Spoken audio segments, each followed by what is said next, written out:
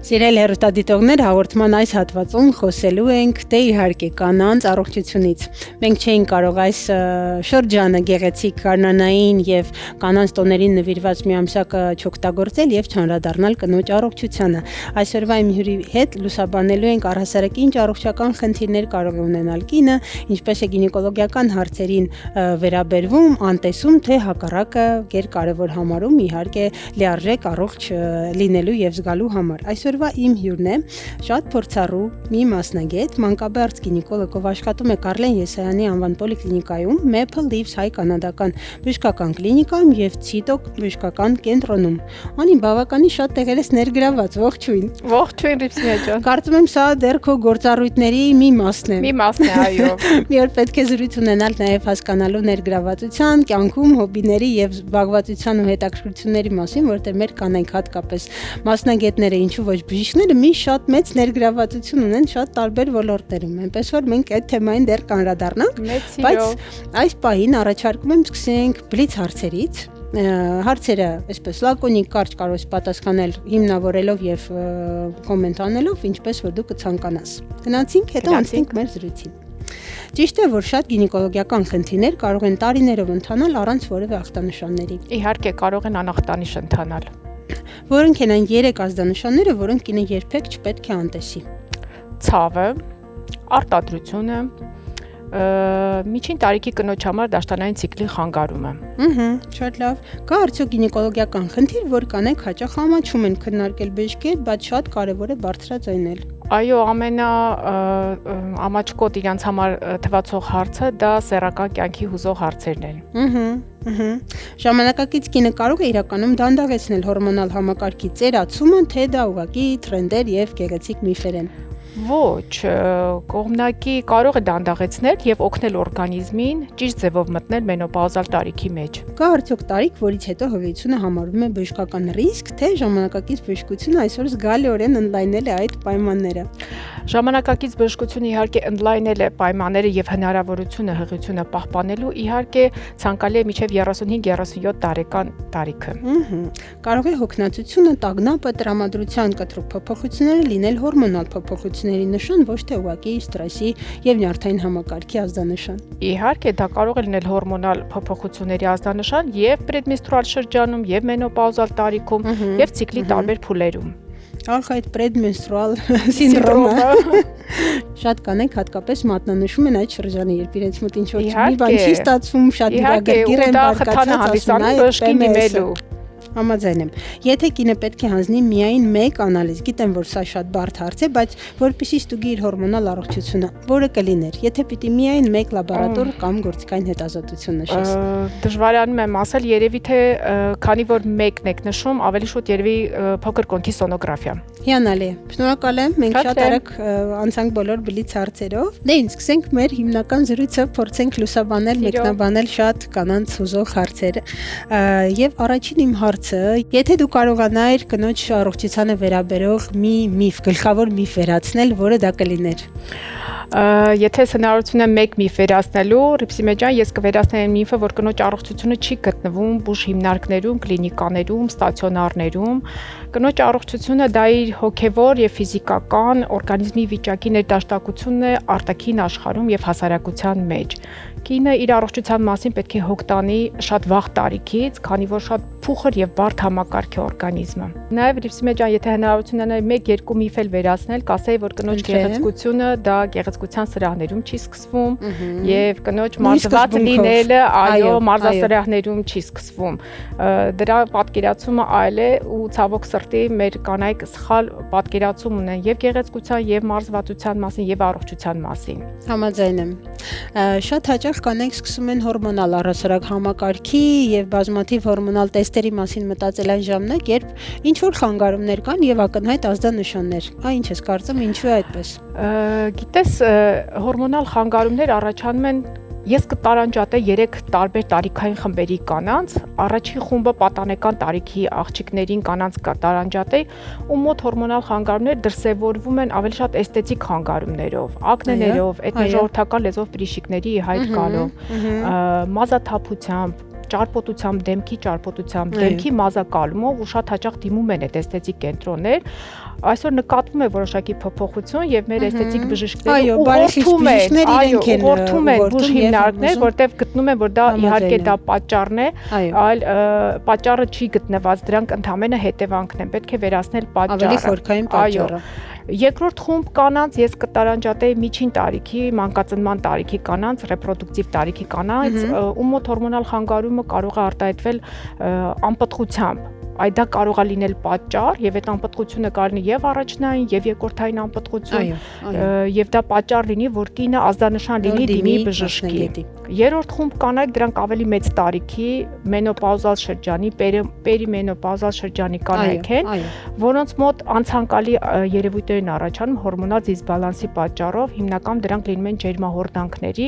էլի պետք է ռուսերեն բառ օգտագործեմ, մեր հանրությունը ճանաչի, պրիլիվների տեսքով է լինում, կանայք շատ են նեղվում եւ դա պատճառ է լինում, այսինքն 3 տարբեր տարիքային խմբերի կանայք են, որոնք հորմոնալ խանգարումներ տարբեր ձևով են դրսևորվում, ու դա է պատճառ լինում, որ դիմում են բժշկի։ Համաձայն եմ, գիտես շատ կարևոր բան նշեցիր, որ ինչքան էլ բնականon ընթանա եւ կինը այլ գանգատներ չունենա, միևնույն է, եթե կա հենց արդեն դաշտանադադարի այդ հարակից շրջան, դու ինչպես որ դու նշեցիր, շատ կարևոր է հենց թեկուզ այդ ժամանակ էլ դիմել մասնագետի, իմանալու համար ինչ փուլեր է իրեն սպասվում, ինչ կարող է անել այդ ընթացքը ավելի թեթև անցկացնելու համար եւ ինչու ոչ ինչ հետազոտություններ այդ այդ փուլում իրեն ցուցված է, ինչ որ անհատական ցուցումներ ունի, դա էլ իմանա։ Այսինքն մենք միշտ մտածում ենք, որ պիտի գանգատ լինի, մոռանալով, որ այս կարևոր տեսք ու փուլեր նշեցիր, որ բոլոր փուլերում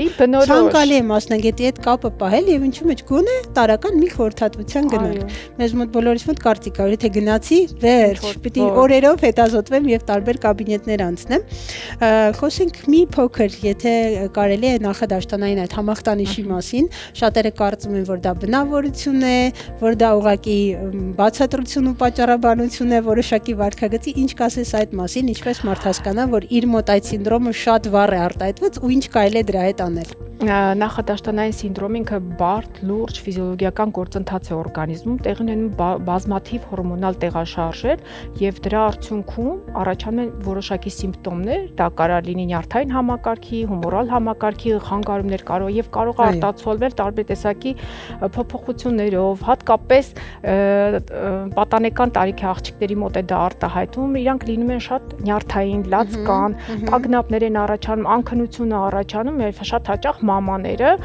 ասում են սա գենետիկ է, քաշել է հորաքրոջը, մորաքրոջը, սա իր բնավորության գծերն է, իհարկե ոչ, դա լուրջ փոփոխություն է, մի փոքր պետքա համբերել եւ իհարկե մամաներին խորհուրդ կտամ հետեւել իրենց աղջիկներին միջդաշտանային ընկած ժամանակահատվածը, եթե այդ գանգատները վերանում են, ուրեմն վերագրել պրեդմենստրուալ սինդրոմին։ PMS-ն է հարգելի հեռուստադիտողներ, նշենք էլի PMS-ի մասին է, ինչքան ժամանակահատվածն է դա, այդ ցիկլի հենց սկսելու առաջին օրից ինչքան առաջ կարող է շաբաթ առաջ կարող են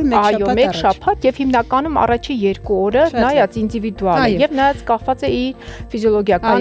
փոփոխություններից։ Իսկ բացի ըմբռնումով մոտենալը ինչ որ բան կա որ խորտ կտաս հենց այս օրերի համար այն մարդկանց ովքեր տառապում են այս սինդրոմի պատճառով։ Ովքեր տառապում են, իհարկե պրեդմենստրուալ սինդրոմի ախտանիշները տարբեր են, հիմնական ցավային համախտանիշով է արտահայտված, շատ աղջիկներ դիմում են հենց ցավի պատճառով եւ խորհուրդ ենք տալի որպեսզի ցավը զսպել, եթե հնարավոր է զսպել, իհարկե դեղորայք են օգտագործում, խորհուրդ ենք տալի չթողնել ցավը պիկին հասնել, նոր այդ դեղորայք օգտագործել, այլ ավելի վաղ 1-2 օր շուտ, որ ավելի հեշտ հաղթահարեն։ Իհարկե քունը կարգավորեն, առողջ սննդակարգը, չի խանգարի ֆիզիկական ծառաբեռնվածությունը, նաև հեշտ հաղթահարելու համար։ Շատ լավ։ 35 տարեկանից հետո ինչ իրական փոփոխություններ են սկսվում կնոջ օրգանիզմում, որոնց մասին քիչ են խոսում, միգուցե որոնք ես կարծում որ քիչ են լուսաբանվում եւ կնշեիր։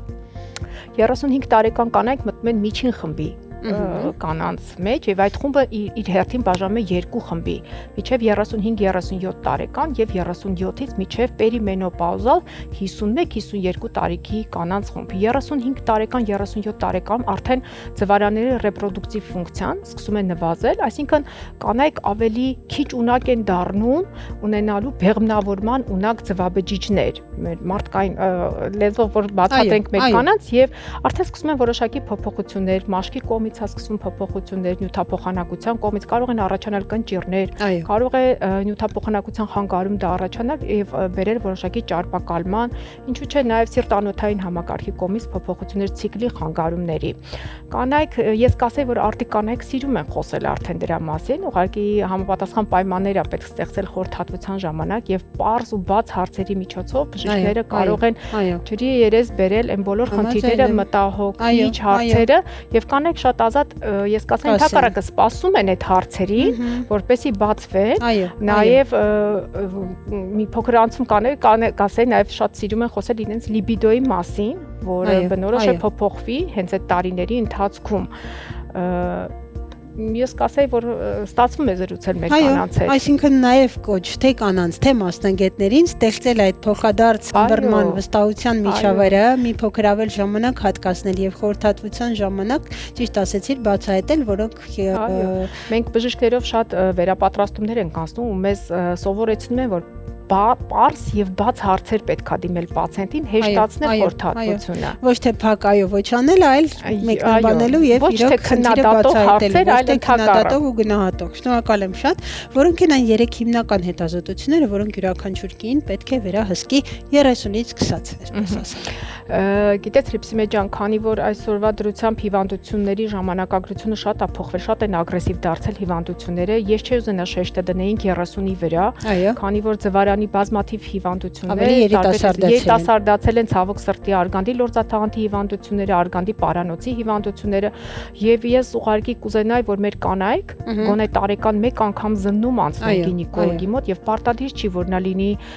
կին ամուսնացած սեռական կյանքով ապրող, դա կարող է լինել 25 տարեկան չամուսնացած։ Եվ պարտադիր չի 30-ը, այսինքն կասես ունիվերսալ է հետազոտությունների։ Եվ որոշակի ինչ որ հետազոտությունների ցանկ գոյություն չունի։ Կարևորը հենց խորհրդատվությունն է, բժիշկ մասնագետի զննումը, որի ընթացքում հավաքագրվում են բոլոր անամնեստիկ տվյալները, օբյեկտիվ գանգատները, օբյեկտիվ ստատուսն է հավաքագրվում եւ ախտորոշվելուց հետո բժիշկը արդեն ինքը որոշում է ինչպիսի հետազոտություններ նշանակել։ Հիմնական ցանկը դա առաջին հերթին փոքր կոնքի սոնոգրաֆիկ հետազոտությունը, էխոն, մեր ժողովրդական լեզվով ասած, փոքր կոնքի օրգանների էխոնը, երկրորդը բակտերիոսկոպիկ հետազոտություն հեշտոցային կարող է կատարվել, ինչու՞ չէ շատ կարևոր 30 տարեկան 30-ից 60 տարեկան կանանց համար արգանդի պարանոցի նախաքասկեղային հիվանդությունների կանխարգելումը եւ բուժումը եւ 2026 ոչ պետք է այստեղ մի փոքր ուղում մտցնեմ, խնդրեմ, փոփոխությունն է տեղի ունեցել, որ 2026 թվականի հունվարի 1-ից 30-ից 60 տարեկան կանայք հնարավորություն են, այն կանայք, ովքեր ունեն ապահովագրություն, կատարվի պապիլոմա վիրուսի սկրինինգային հետազոտություն։ Այստեղ կնշեմ, որ չմտածեն այն կանայք, ովքեր գրկված չեն այդ խմբի մեջ, իրենք զուրկ են մնում հետազոտություններից, իհարկե իրենք նույնպես կարող են դիմել գինեկոլոգի, անցնել զննություն, սոնոգրաֆիկ հետազոտություն, այո, ցանկալի է եւ շուտով կարծում եմ նաեւ կլինի պարտադիր ոչ ապահովագրություն ունեցող կանանց համար եւ այդ ժամանակ հնարավորություն կա, բազմաթիվ հնարավորություն կա կանանց հետազոտելու եւ բազմաթիվ հիվանդություններ կանխարգելելու։ Այդ իսկ պատճառով չեմ ուզենա տարանջատել 30, ասենք 25, 30, իհարկե 45, էլի շեշտում պերիմենոպաուզալ շրջանի կանանց համար հետազոտությունները, բայց հիմնական իմ նշած հետազոտություններն են։ Սոնոգրաֆիաներ, ուլտրաձայնային հետազոտությունը, քսուկը եւ 30-ից 60 տարեկան կանանց համար պապիլոմա վիրուսի սկրինինգը։ Ես իհարկե գիտեմ քո բազմակողմանի գործունեությունների մասին եւ հարցը հենց այնպես չեմ պատրաստել, հնչում է այսպես, եթե դու ստեղծեիր կանանց դպրոց, հա։ Ինչ գիտելիքներ կուզենայիր, որ դրա հիմքում լինել եւ ինչ կսովորեցնեիր կանանց։ Իհարկե մենք արդեն ստեղծել ենք մեր դպրոցը, մեր Կարեն Եսանյան պոլիկլինիկա, մենք ստեղծել ենք մեր մայրության դպրոցը, բժիշկների 10 հոգանոց թիմով, գրագետ, վերապատրաստված մասնագետներով, մենք մայրության դպրոցներ ենք անցկացնում, բայց այդ մայրության դպրոցը չի վերաբերում միայն հղիությանը։ Այո։ Մեր դպրոցները բաց են, մեր հղիների հետ գալիս են հյուր նաև ընտանիքի անդամներ, մենք ենք հրավիրում, դա կլինեն ընտանիքի տատիկները, քույրիկները, աղջիկները, տարբեր կանայք եւ շոշափում ենք բոլոր հարցերը եւ հղիությանը վերաբերող եւ հղիություն ճարողությունից առաջ եւ հետո առաջացող բոլոր հարցերի մասին ենք զրուցում։ Դպրոցը ստեղծելու հիմքում որ կանայք լինեն ազատ, բաց, ցանկացած տեսակի հարցերով դիմեն եւ մի խորհուրդ կտամ մեր կանանց, որ անպայման լսեն իրենց օրգանիզմի կողմից տրված ազդակներին, ուշադիր լինեն հենց փոքր տարիքից, որպեսզի կանխարգելվեն բազմաթիվ հիվանդություններ։ Հիանալի է, շատ լավ, շնորհակալ եմ։ Կարծում եմ, որ մենք բոլոր հարցերին հասցրինք անդրադառնալ եւ ամփոփելով թեման, եթե կարելի է վերջում ասես նաեւ այն կարեւորագույն հարցը, որը ըստ քեզ կնոջ առողջության համար կարեւորագույնն է, բայց մնում է անտեսված։ Առ այսօր մնում է անտեսված, որպես կոչ խորհուրդ մեր բոլոր կանանց եւ հեռուստադիտողներին, ինչպես կանչի։ Գիտեք, առողջապահական տեսակետից մենք անտեսված հատված կանանց համար չունենք։ Մեր առողջապահության համակարգը այսօր շատ դինամիկ է ու անընդհատ ամեն օր ինչ որ նոր դռներ են բացվում։ Մենք ինքներս բժիշկներս ամեն օր առնչվում ենք այդ նորությունների հետ, վազում ենք այդ նորությունների հետևից, որպեսզի յուրացնենք եւ կարողանանք մատուցենք մեր պացիենտներին։ Ես կասեի, որ տեսեք, ես տարբեր ոլորտներում եմ աշխատում, ես հայ-կանադական կլինիկայի հետ արտագնա մարզային աշխատանք եմ կատարում եւ բավականին մեծ փոփոխություն կա։ Եթե մի 6-8 տարի առաջ մեր մեծահասակ կանայք իրանց առողջությանը վերաբերում էին մատների արանքով կամ մեր մարզերում բնակվող բնակչուհիները չգիտեին ոչ մի միկրոէլեմենտի մասին, ոչ մի հետազոտության սկրինինգային, այսօր շատ իրազեկված են, շատ պահանջատեր են ու դա շատ լավ է։ Ես մենակ մի բաց եմ տեսնում, ոչ թե առողջապահական տեսակետից, ես ուղղակի կուզենայի կոչով դիմել մեր կանանց, որ իրանք լինեն ավելի համարձակ եւ չխուսափեն գինեկոլոգի մոտ գնալուց, ներզննում կատարելուց, չխուսափեն դրանից, որտեղ որ կանայք որ գալիս են մենք մի տեսակ համոզելով, խնդրելով տանում ենք դրան։ Ամենաանտեսված հատվածը այդ է, թե չէ իրազեկվածության տեսակետից իրանք այսօր իրազեկված են եւ ուզում եմ ասել, որ մեր կանանց համար բոլոր դռները բաց են, ամեն կին Հայաստանի Հանրապետություն հնարավորություն ունի դիմի իր ամբուլատորիա, իր առաջնային օղակը, որտեղ կցագրված է եւ ունի իր թերապևտը եւ ընդամենը մի պահանջով, որ ինքը ուզում ասել գինեկոլոգի զննում, կուղղորդվի եւ դռները բաց են, կարվեն այն ամեն ինչի մասին մենք նոր զրուցեցինք։ Շնորհակալ եմ հիանալի զրույցի գեղեցիկ մեկնաբանման համար, կարծես թե շատ պարզունակ բաներ են մի կողմից, այո, ուլտրաձայն բոլորը գիտեն, ներհեշտոցային հետազոտություն, պրեդմենստրուալ համախտանիշ, մենոպաուզալ շրջան, բայց այնպիսի մեկնաբանություններ եւ հիմնավորումներ տվեցիր, որ կարծում եմ մեր շատ սիրելի հեռուստադիտողներ այսօր բավականին շատ ինֆորմացիա ստացան, թվում է թե շատ դժվար է, բարձույթավորվում ենք հետազոտության գնալիս, բայց շատ կարեւոր է այստեղ բաց լինել, վստահել մասնագետին եւ ցուցումներին ուղղակի հետևել ընդամենը եւ սա կլինի կարեւորագույն կարծում եմ հոգատարություն ձեր իսկ առողջության համար սիրելի հեռուստադիտողներ հիշեցնեմ որ մենք խոսեցինք մանկաբարձ գինեկոլոգ Անի Մատինյանի հետ քննարկեցինք կնոջ առողջությունը եւ եթե կունենաք հարցեր խնդրեմ գրեք ձեր բոլոր հուզող հարցերը մենք դեռ կանդրադառնանք այս թեմային այս բան շարունակում ենք մեր հաղորդումը